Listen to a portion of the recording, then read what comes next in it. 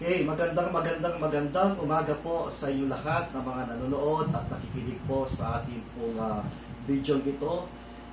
Paumanhin po, ang ating pong video ngayon ay hindi siya live streaming dahil po pagising namin kayo ng umaga ay biglang nawalan kami ng internet. Hindi ko alam kung ito po ay buong subdivision ng Severa.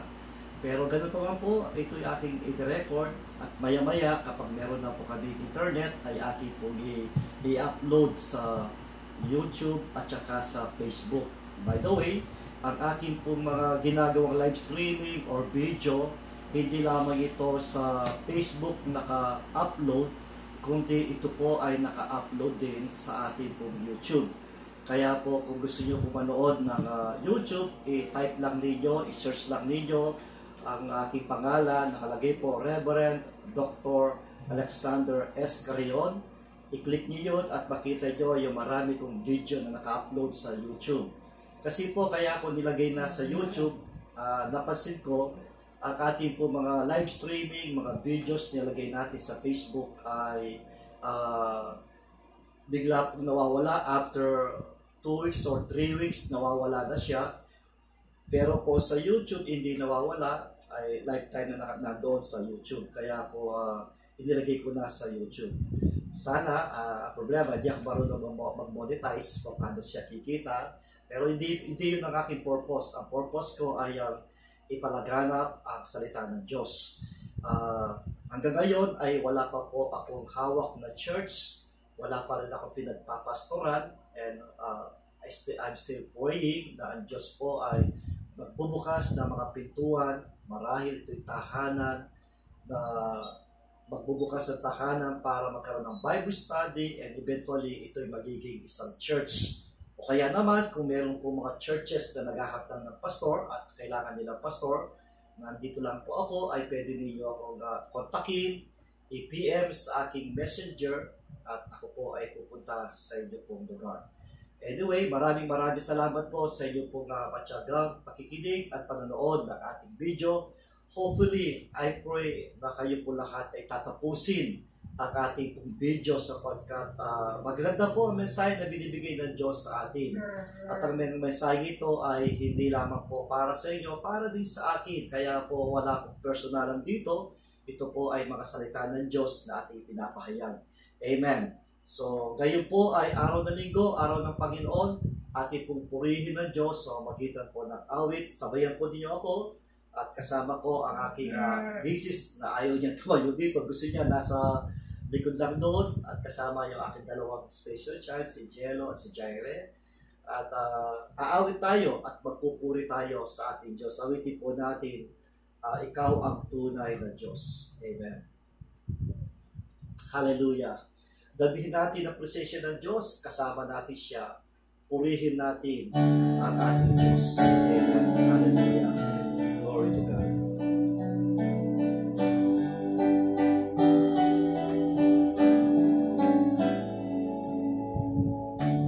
Purihin ka, O Diyos, ang aming alay ay magsamba. Diyan mong karunahan, kapangyarihan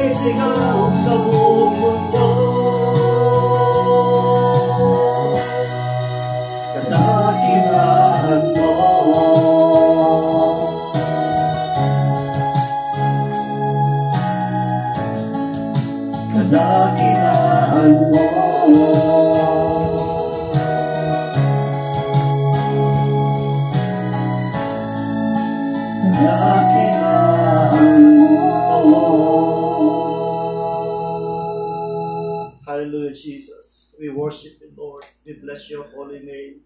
Pinupuri ka namin, dinadakila ka namin.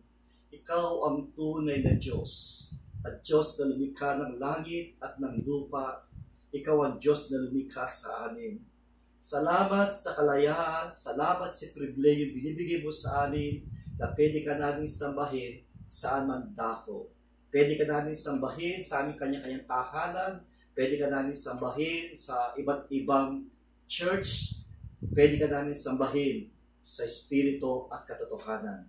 Salamat po sa iyong presensya na inyo pong pinapadama sa amin. Salamat po sa iyong mga salita dahil pinaparinig mo sa amin sa iba't ibang kaparaanan. Isang kaparaanan ngayon na sa aming panahon ngayon ay nagagamit po namin ang Facebook, nagagamit namin ang YouTube, ang social media upang ipalaganap, ipahayag ang iyong mga salita. Panginoon, dalayan ko na ikaw po ang siyang patuloy na mag-anoint sa iyong lingkod. Gamitin po ninyo kung maging daluyan po na iyong pagpapala at kapangyarihan. Bigyan mo ako ng authority and power to share, to preach your message, O God.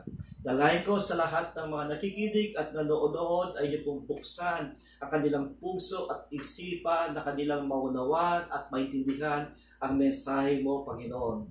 Dalayan ko na sino man po ang dapat mong baguhin, ayusin na kanilang buhay. Panginoon, tulungan mo kami lahat na mangyari ang kalooban mo sa aming buhay, na mangyari, Panginoon, na kami lalago sa aming panampalataya hanggang sa maging katulad namin at aming Panginoon Kristo. Inakabiling ko ang gawain ito, ang mensahe ito, magbukas ka ng pintuan, ang mga tahanan upang magkaroon ng Bible study at magbukas ka rin po kung meron po mga churches na nangailangan ng pastor. Lord, dalhin mo ko kung saan mo ko nais dalhin at buong puso akong susunod sa iyong kalooban. Maraming salamat po. Pinupuri ka namin, dinadakila ka namin, pinapasalamatan ka namin sa pangalan po ng aming Panginoon Kristo. Amen. Amen. Amen. Praise the Lord. At muli po, magandang umaga sa inyo lahat. Kayo po, dadakot na tayo sa salita ng Diyos. At akin pong ito ay pinopost ng advance at ating poster na dinalagay na po natin kaagad ang ating pong topic. So ang topic po natin ngayong umagang ito, ang pamagat niya, who is our real enemy? Sino ang tunay nating kaaway? Yan po ang ating pamagat ng ating mensahe sa umagang ito. Babasahin ko ang ating teksto ay ating makikita dito po sa Ephesians chapter 6 verse 11 to 12. Ulitin ko po, ang ating teksto ay ating matatagpuan dito po sa Ephesians chapter 6 verse 11 to 12. Ang sabi ay, put on the full armor of God so that you can take your stand against the devil's schemes. For our struggle is not against the flesh and blood, but against the rulers, against the authorities, against the powers of this dark world, and against the spiritual forces of evil in the heavenly realms. Pagpalain ng Diyos ang pagkabasa na kanyang salita. Sa mundo po natin ito, ay hindi po natin minsan alam kung sino talaga ang ating mga kaaway. Minsan, ang nagiging kaaway natin, yung ating mga relatives, mga kamag-anak natin, marahil kapatid, marahil tito, tita, pinsan, pamangkin, iba-iba. Nakakaaway natin sa iba't ibang kaparaanan. Minsan, nakakaaway din natin yung ating kaibigan, yung ating mga best friends, dahil alam nila yung sikreto natin, alam natin ang anuman meron sa kanila. Pag nag-away, binubulgar yan. Sometimes nakakaway natin yung ating mga kapatiran mismo sa church. Nakakalungkot, hindi lang minsan mga kapatiran sa church, minsan nakakaway natin yung kapwa pastor.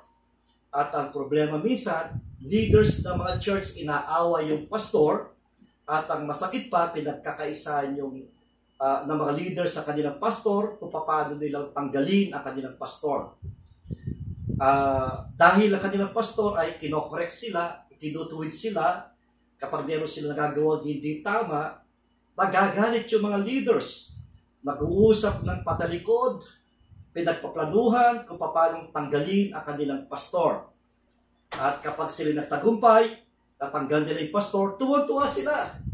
Nakala nila ang tunay nilang kaaway ay ang kanilang pastor. Sa oras dito, nais ko pong ipakita sa inyo ang biblical speaking, our true and real enemy is Satan. Hindi po yung ating mga relatives, hindi po yung kaibigan, hindi mga kapatiran sa church, hindi po yung mga leaders ng church, hindi yung pastor, hindi kapwa-pastor ang ating mga kaaway. Gusto ko pong idiin sa inyo mula sa ating teksto, ang ating tunay na kalaban ay ang si Satan. Si Satan ang ating tunay na kalaban. Kailangan maunawa natin at maintindihan ito sa oras dito kung bakit ito ang naging pamagat ng ating mensahe, who is our real enemy. Kasi masyado tayo nagbababad na ang ating kaaway yung kapwa-tao natin.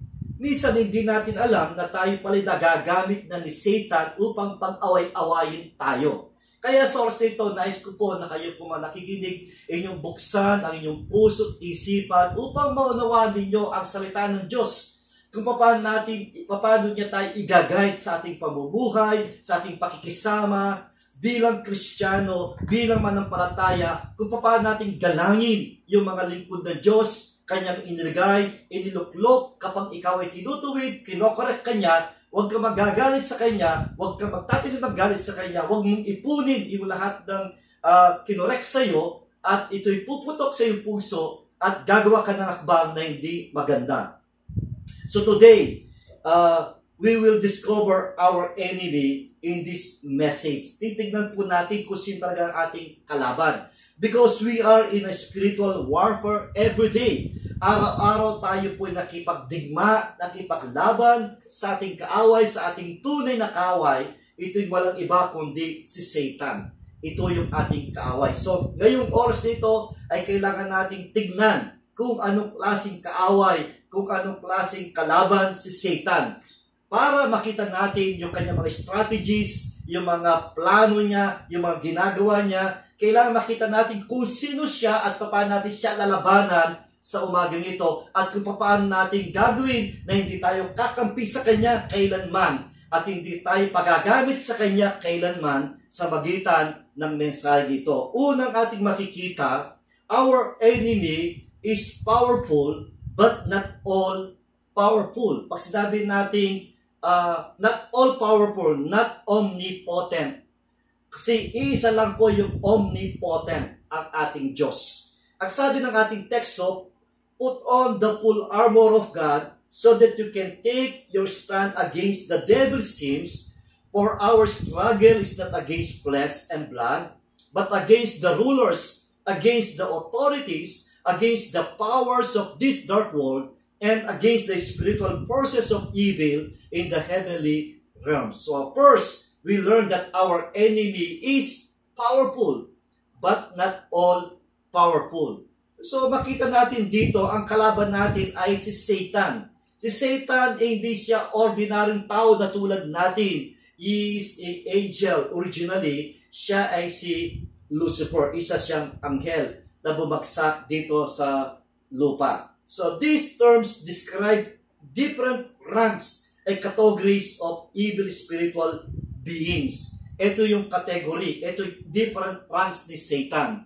Tinatawag siyang principalities, meron siyang powers, rulers of darkness, and spiritual wickedness. We need to learn more about how powerful our enemy is. Titignan natin kung kagano siya kapangyarihan. Number one, he can possess people who don't have Jesus in their lives. Kaya niyang i-possess. Kapag sinabi natin i-possess, papasukin niya yung tao na yan at yung tao na yan ay magkaroon ng ibang boses, magkaroon ng extra strength at ipopossess siya ni Satan, ni devil. Number two, he can control the minds of the people who have evil desires. Si Satan, pwede niyang bumulong sa isip, sa tinga ng bawat tao Lalo na kung yung tao ay meron siyang evil desire. At yung evil desire na yan, bubulungan niya ni Satan sa kanyang kaisipan, sa kanyang tenga, hanggang siya ay kanyang lalagyan ng action yung kanyang desire na yan. Magkaroon ng decision yung desire na yan at hindi mo malaman na si Satan pala ang kumikilos na. Number 3, he can destroy relationship. Sabi nga sa John chapter 10 verse 10 na parito daw siya para mangwasak at manira ng pamilya. So marami ngayon nasisirang relasyon dahil ito lahat ay gawa ni Satan. Number 4, he can make counterfeit miracles. Kaya niyang gumawa ng himala, a counterfeit miracles, a counterfeit healing, pwede po siyang magpagaling, pwede siyang gumawa ng himala, pero pag sinabing counterfeit, ito isang panggagaya na merong intention ng pandaraya. Si Satan, ganyan po siya. Okay? Number 5, he can prevent people from serving God. Pwede niyang harangin para huwag maglingkod sa Diyos yung mga tao. So, dito makita natin kung gaano kapangyarihan si Satan. Make sure you are not on the Satan's side. Siguraduhin mo na wala ka sa side ni Satan. Lalo na kung ikaw isang Kristiyano, isang manampalataya, isang leader, isang pastor, be sure you are not in the side of Satan. Kasi ang nangyari ngayon, sa totoo lang, ang kalaban natin Satan. But we cannot see Satan sa ating physical eyes. Saan natin nakikita si Satan? Nakikita natin si Satan sa mga gawa sa mundong ito.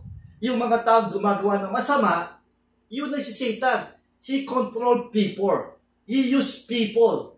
Yun ang kanyang ginagawa. Kapag merong nasisirang relasyon, that is the work of Satan. Kapag meron pong natanggal sa ministry, natanggal sa kanyang pagkapastor, that is the work of Satan. Kapatid, huwag kang magdiwang. Kapag ang pastor mo ay natanggal mo sa church, huwag kayo magdiwang, kayong mga leaders na kayo nagkaisa, nag-usap, na patalikod sa inyong pastor, kung paano niyo siyang planuhin at tanggalin sa kanyang ministry, at nagawa ninyo, huwag kayo magsaya, huwag kayo magdiwang, because yung ginawa niyo, that is the work of Satan, that is not from the Lord. Hindi galing sa Diyos yan. Anumang masama sa mundong ito, yan ay gawa ni Satan. And be sure, kapatid, you are not on the side of Satan. Huwag mong ipagdiwang yung masamang ginagawa mo sapagkat gawa ni Satan yan. Nagiging kakampi ka ni Satan kapag ginagawa mo ang mga masamang gawain. Kapag meron kang nasirang relasyon, huwag ka magdiwang. Kapag meron kang napadown na tao, huwag ka magdiwang. Huwag mong sabihin masaya ka. Huwag mong sabihin ikaw ang anak ng Diyos. Sa tuwing gumagawa ka ng masama, sa tuwing meron ka sinisirang tao, lalo na lingkod ng Diyos, huwag ka magdiwang. That is not the work of God. Huwag mong ipagsaya yan sa paggawa yan ng demonyo. Amen. So, we are in the battle every day. And our true enemy is powerful. Hindi po biro-biro. We cannot see our enemy. We cannot see our true enemy. We cannot see our real enemy. But we can see our enemy through the people who are doing bad. Yun ang gawa ni Satan. How can we protect ourselves from the scheme of our enemy? Paano natin paprotektahan yan? Kailangan natin ng protection dito. Apostle Paul advises us to put on the armor of God every day. Ito yung advice ni Pablo sa atin because si Paul sa panahon na kanyang isinulat itong Ephesians chapter 6 is in the situation of spiritual warfare. Siya'y kinulong, pinahirapan dahil sa paglilingkod sa Diyos. At yung kanyang kahirapan nangyari sa kanya, inaalaw ni Lord. Pero yung nangyari sa kanya, yung persecution, yung pagkukulong sa kanya, yung paghihirap niya, that is the work of Satan. Pero yung advice niya, we need to put on the armor of God every day in our lives because every day we are in the spiritual warfare. We need to put on the helmet of salvation. We need to put on the armor of God. We need to put on the belt of truth. We need to put on the shoes to readiness to share the gospel. We need our shield of faith and with the sword of spirit, that is the word of God. So every day dapat sa atin to. How can we put on the armor of God? Of course, by prayer. At ang advice ni Pablo sa atin sa Ephesians chapter 6 verse 10, be strong in the Lord and in the power of His might. Magpalakas tayo palagi sa Diyos. Let us use our weapons to fight our enemy. And the question is, what weapons we will use to fight our enemy? Number 1, prayer. Kailangan natin maging mapanalangin. Kailangan natin pumasok palagi sa presence of the Lord. Every time we pray, we are entering to the presence of God. And we need the power of God. We need the presence of God in our lives every day. And number 2, weapon natin is worship. Kailangan natin umawit, sumamba. One time in the Old Testament, si King Jehoshaphat,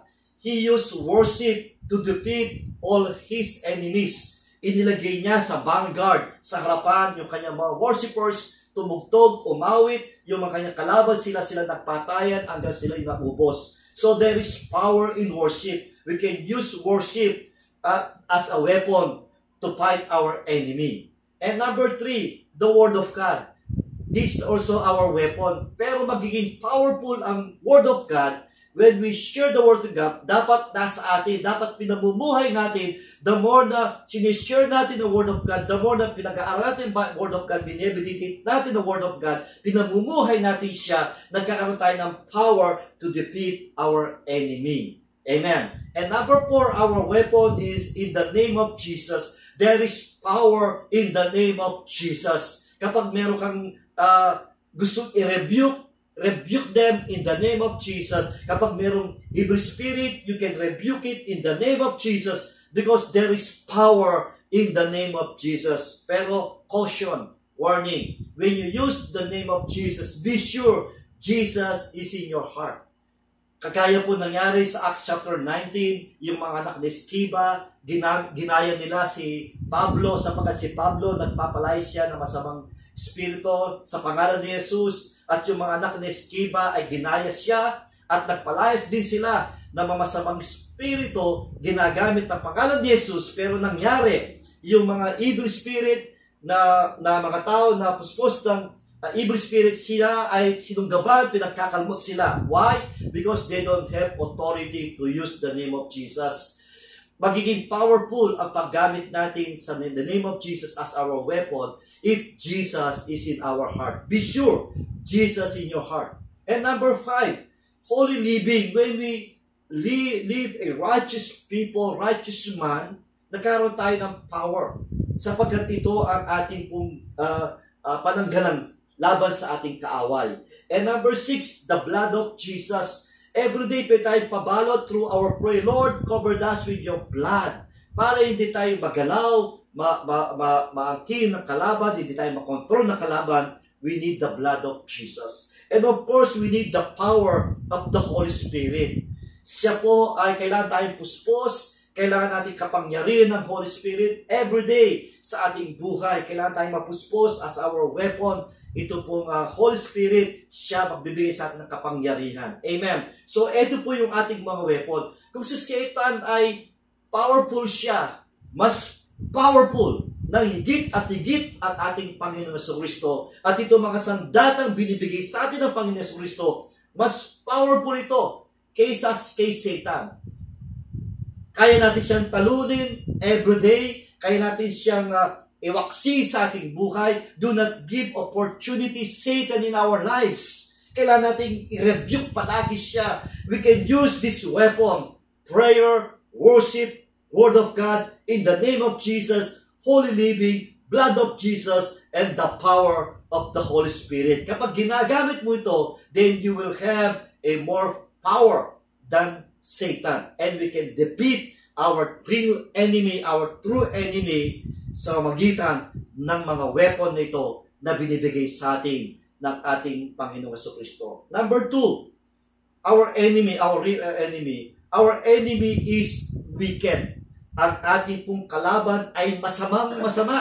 As sabi ng Ephesians 6:12, for our struggle is not against the flesh and blood, but against the rulers, against the authorities, against the powers of this dark world, and against the spiritual process of evil in the heavenly realms. Second, we learn that our enemy is wicked. In verse 12, Paul wrote that our enemy controls the rulers. He controls the authorities, the cosmic powers over this present darkness, the spiritual forces of evil in the heavenly places.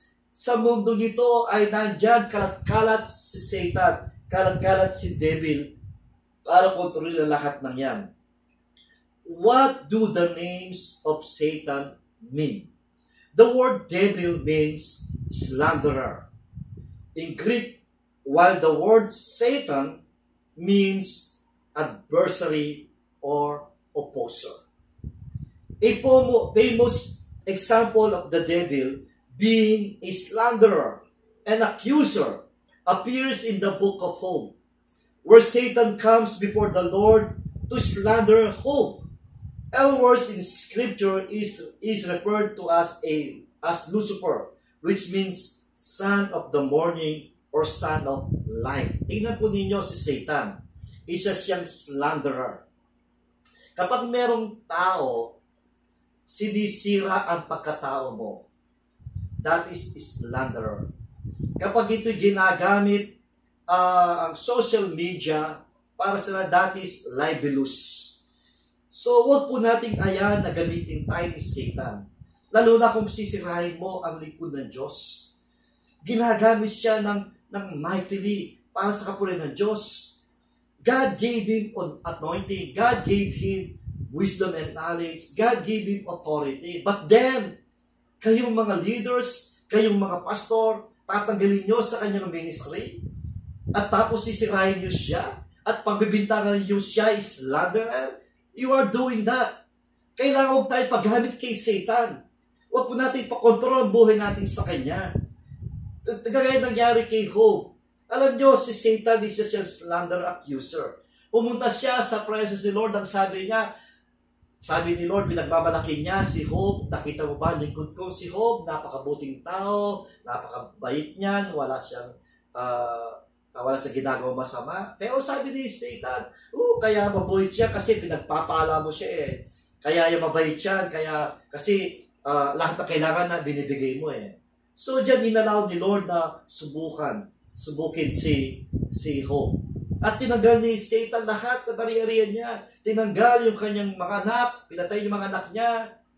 At si Job, imbes na magalit, magwala, isumpa ang Diyos, sinira niya kanyang damit, nagsuot siya ng sako, naglagay siya ng abo, at lalo niyang pinuri ang Diyos. Ang sabi niya, hubad akong pinanganak, hubad din akong alis sa mundo ito. Hindi nagtagumpay si Satan kay Job. Kapatid, huwag nating magtagumpay si Satan.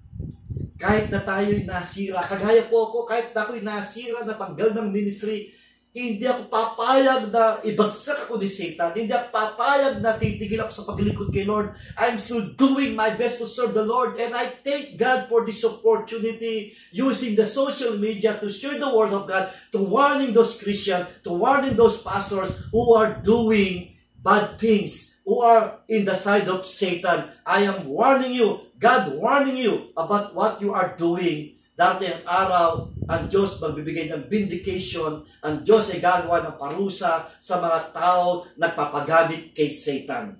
Amen.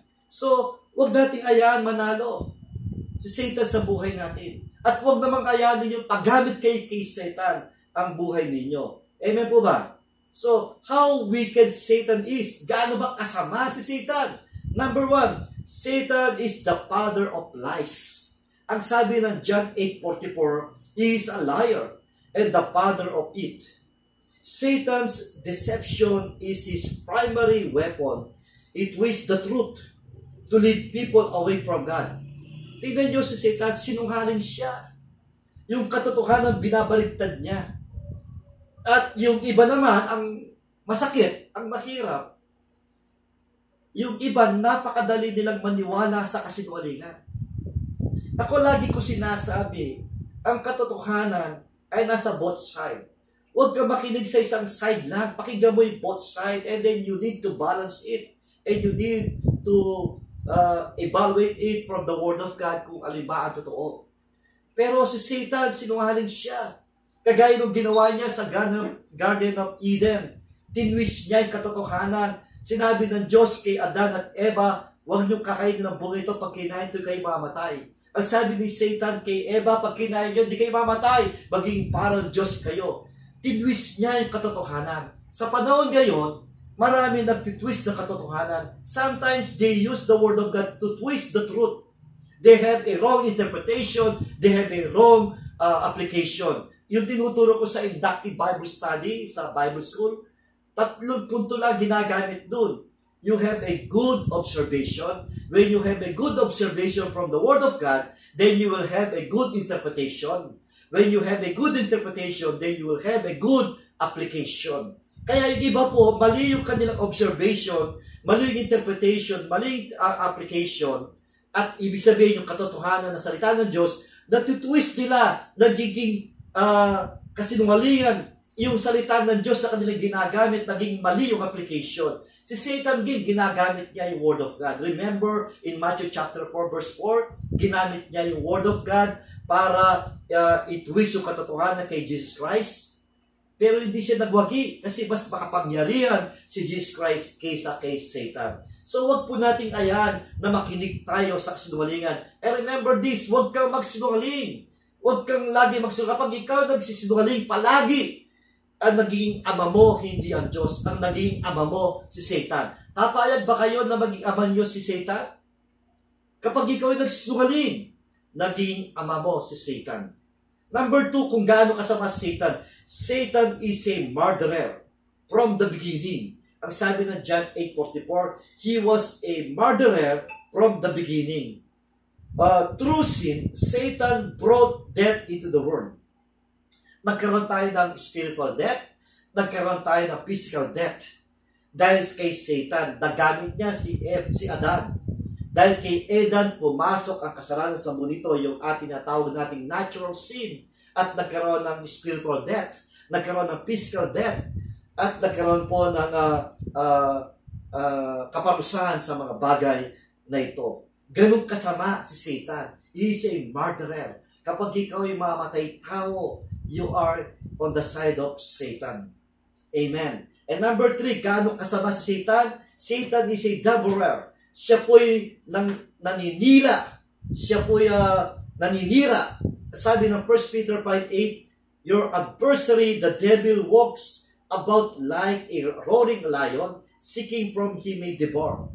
Satan actively seeks to destroy faith, relationship, and hope.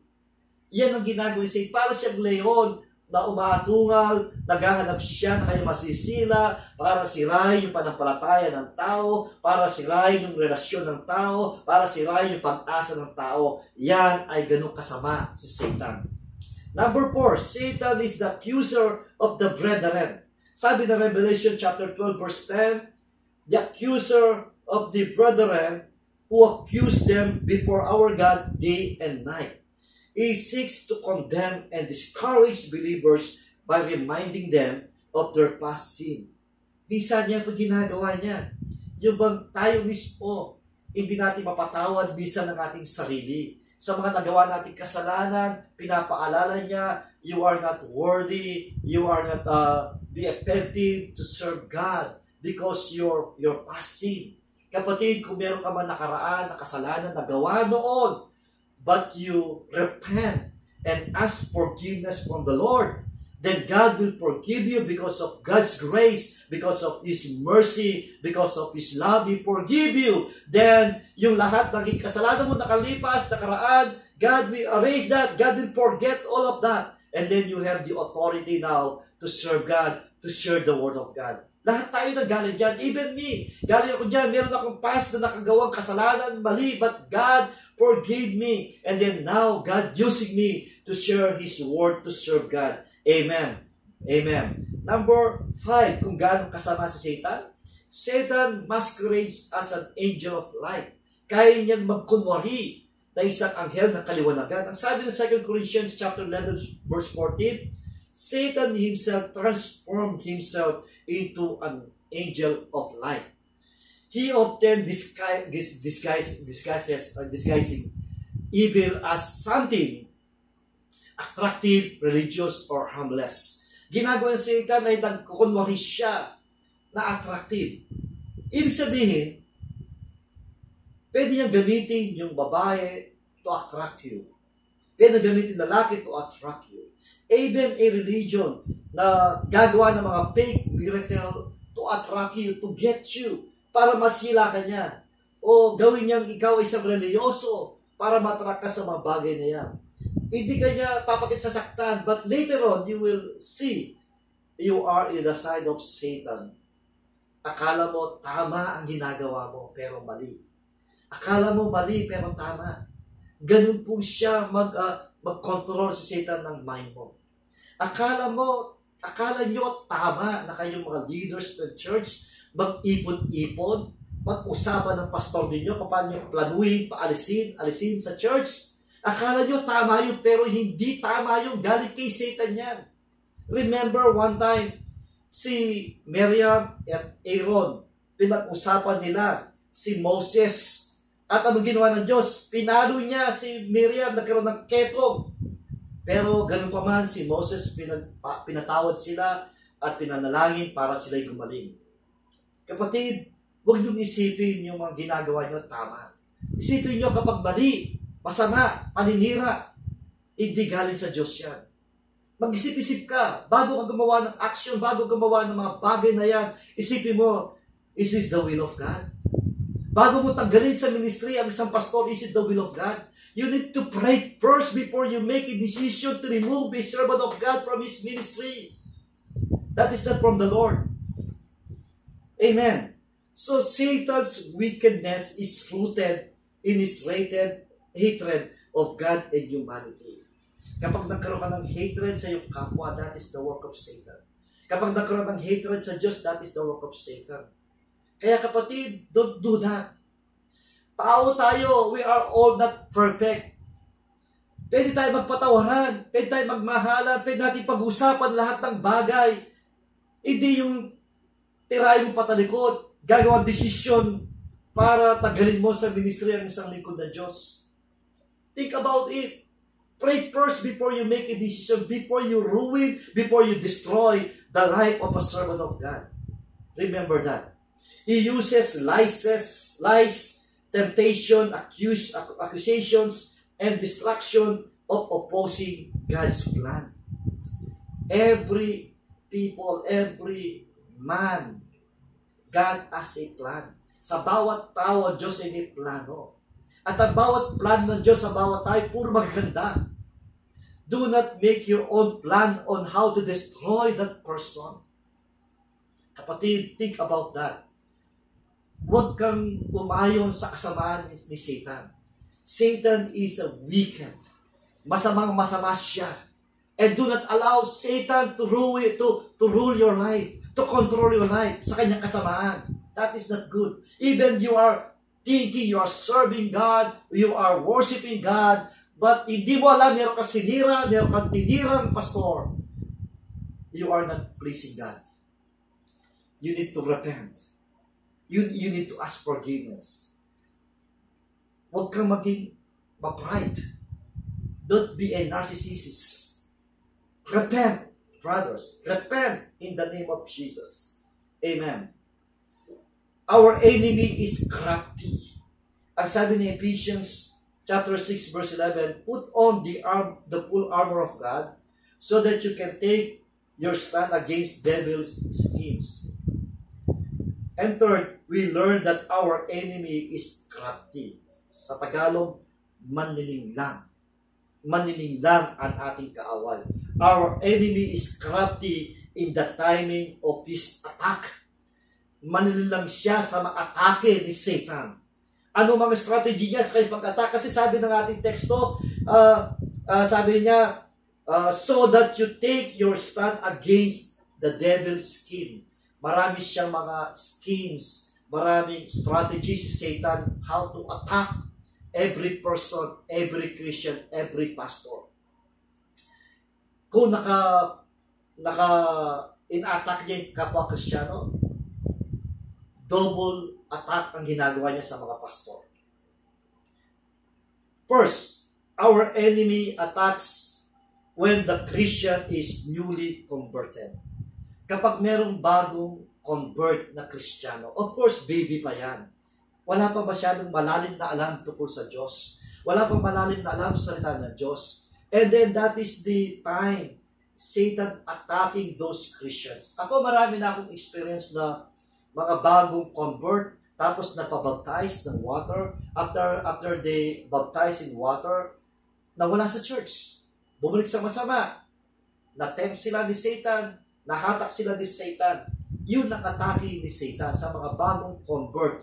Madali niya silang makuha. Kaya tayo mga Kristiyano, dapat nating alagaan ang mga bagong convert na Kristiyano. We need to consolidate them. We need to share the salvation, and they need to understand salvation na kanilang tinanggap mula sa ating Panginoon sa Kristo. Second, our enemy attacks when the Christian is afflicted. Inaatake niya sila kapag sila'y nagdurusa, sila'y naghihirap, kapag sila'y may problema, kapag siniraan. Inaatake sila ni Satan at binibigyan ng negative thoughts at sinisira pa sila lagi. Iyan ang mga atake ni Satan. Malilin lang siya. Number third, our enemy attacks when the Christian is successful. Minsan yung Kristiyano naging successful siya. Nagpo-praise the Lord siya, pero Satan attacking that person using that successful to have a pride, nagkaroon ng boasting, naging mayabang na. Kapatid, hindi natin kaharian yan. Even your ministry, even your organization, that is not yours. That is from the Lord. Huwag kang magsaya dahil nagtagumpay ka dyan, lumaki yan. Give all the glory to God. You should praise the Lord. Huwag kang magmayabang, huwag kang magmataas. Amen. And then fourth, our enemy attacks when the Christian is idle. Mga tamad, walang ginagawa mga Kristiyano, inaatake ni Satan. And fifth, our enemy attacks when the Christian is isolated from other Christians. Kapag walang fellowship, walang kausap, inaatake sila Satan at sila po ay natatalo. And number 6, our enemy attacks when the Christian is dying. Yung kanilang relasyon sa Diyos ay malapit na mamatay, or physically, spiritually, kapag malapit na sila mamatay, then Satan attacking them. Ganun po ka-crafty, ganun po kamalinlang ang ating kaaway. So, wag po natin ayan sa Satan ay gamitin po tayo. Wag natin ayan sirain tayo ni Satan. Wag tayong palililang kay Satan. Amen. So, conclusion na po tayo. When we see people as our enemy, we play into Satan's hand. The real enemy is unseen. But God has equipped us with everything we need to stand and win. Let us keep our eyes on Jesus, wear our armor daily, and fight the right battle. Amen. Kung nakita natin mga tao na kalaban sila, para tayong nakipaglaro kay Satan. Para tayong nilalaro ni Satan. Naglalaban-laban tayo. Nagsisiraan tayo. Ginagamit tayo si Satan. Natutuwa si Satan. Kapag tayo nag-away-away. Kapag tayo nagsisiraan. Kapag tinitira niyo yung pastor ninyo. Kapag tinatagal niyo sa ministry ng pastor niyo. Pag pinag-usapan niyo masama sa pastor ninyo, you are playing in the hands of Satan. Ginagamit ka ni Satan. Pinaglalaruan tayo ni Satan. Do not allow that. Let us rebuke the work of Satan in our lives. Let us rebuke the control of Satan in our lives. In the name of Jesus, do not allow Satan to ruin, to destroy our spiritual life. Do not allow Satan to destroy, to ruin our relationship to one another, especially our relationship to our God. Ito yung call to action natin. Forgive those who have hurt you. They are not your true enemy. Kapatid, kung meron man po ako nasaktan sa mga nakakilala sa atin, please forgive me. Kung kayo man nakasakit sa atin, even though you are not asking forgiveness, I forgive you. Magkaroon tayo ng magandang relationship. Yung mga tao nakasakit sa akin, makita ko man kayo, I will not tell, I will not saying to you na masama ang ginawa niyo sa akin. Kasi alam ko, hindi naman kayo yun. Kaya sinabi Jesus Christ, doon sa krus, Father, forgive them for they do not know what they are doing. Sometimes we do not know what we are doing. And after effect, then doon na tayo mamumulat ay mali pa ng ginawa natin. So, let us forgive one another. Yun po maganda sa atin. Dapat magmahalan tayo. Magkaisa tayo para sa gawain ng Panginoon. Amen. Forget about ng mga nangyaring masama. That is the work of Satan. Una nating ipagpatuloy, do not be a consistent in doing bad Satan's in our lives. Number 2, ang gagawin natin, commit to daily prayer and reading the God's Word to strengthen your armor. Kailangan natin meditate, pag-aralan ng salita ng Diyos, pamuhay salita ng Diyos, and stand firm in the victory Christ has already won. Tumayo tayo sa tagumpay na binigay ng Diyos sa atin, na nagpatagumpay ni Jesus. At sabi ni Jesus sa cross ng Kalbaryo, tetelestai, it is finished, nagtagumpay na siya. At yung tagumpay niya binibigay sa atin. Let us take that victory in our lives. Do not allow Satan to ruin, to destroy our lives, spiritual life. Amen. At nawa sa mensahe ito ay mapagpala tayo. Ito po yung ating pinaka-outline. Who is our real enemy? Our enemy is powerful, but not all-powerful. Our enemy is wicked. Our enemy is crafty. Kapatid, alam nyo, kagabi, pinagpapray ko ng todo-todo ang mensahe ito. And I am entering to the presence of God, singing, Come Holy Spirit, hanggang sa nakapasok sa presence of God. At dahil ang pag-uusapan natin is about Satan to destroy the work of Satan in our lives, bigla kami nawala ng internet.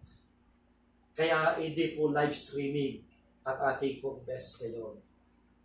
Edited po ito, binidyo ko siya, ilalagay ko na lang po after magkaroon kami ng internet. So, salamat po sa inyong pakikinig, salamat po sa panonood, at dalay ko na kayo pagpalain ng Diyos, at dalay ko patuloy kayong sumuporta dito sa ating mga series natin, mga videos na ito makatulong sa ating spiritual life upang magkaroon tayo ng awareness sa ating buhay spiritual, upang tayo lumago sa ating panampalataya. Amen. So tayo po ay yumuko, tayo po ay manalangin. Maraming salamat po, O Diyos, sa iyong mensahe na binigay mo sa akin, aking binabahagi ito. I thank you, Lord, for the revelation that you've given to me through your word na sinishare ko ngayon. I pray sino po nakakarinig dito, kung sila tinamaan, huwag silang magalit, kundi mabuksan ang kanilang kaisipan ng puso, na makita nila na hindi nila alam ay nagagamit pala sila ni Satan. Nasisira ang relasyon namin, nasisira ang ministry, nadadawon yung mga pastor, yung mga lingkod mo. Lord, forgive us kung meron kami nagawang ganon sa aming mga kapatiran. Kung meron kang nagawa sa aming kapwa pastor, we should forgive one another. We should love one another. Panginoon, dalayan ko, itanim mo na malalim sa aming puso ang mensahe ito. Ipamumuhay po namin at dapat namin mabuhay mga salita mo. Lord, sa oras nito, I declare healing sa lahat ng may karamdaman. In the name of Jesus, at masakit meron sila, receive your healing right now in the name of Jesus. Kung meron po dito may mga problema, bigyan mo ng solusyon na kanilang problema. Give them wisdom and knowledge how to solve their problem. In the name of Jesus. Maraming salamat po. Dinadalayan ko ang aking kapatid na si Kuya Jack. Patuloy mo siyang pagalingin yung kanyang ilong na dumudugo, na meron silang nakitang polyps. Lord, pagalingin mo yung aking kapatid. Palakasin mo siya in the name of Jesus. Maraming salamat po, Panginoon. Purihin ang dakilang pangalan. Patuloy mo i-guide ang iyong lingkod. Pagbukas ka ng tahanan para magkaroon ng Bible study. At kung meron po isang church na kailangan ng pastor, you can send me to the church. Lord, maraming salamat po. Bless my family, yung aking asawa, yung aking mga anak. I-bless niyo po sila lahat, Panginoon. And we give you all the glory, honor, and praise. In Jesus' name we pray. Amen. Maraming salamat po. God bless you. Bye-bye. Thank you. God bless you.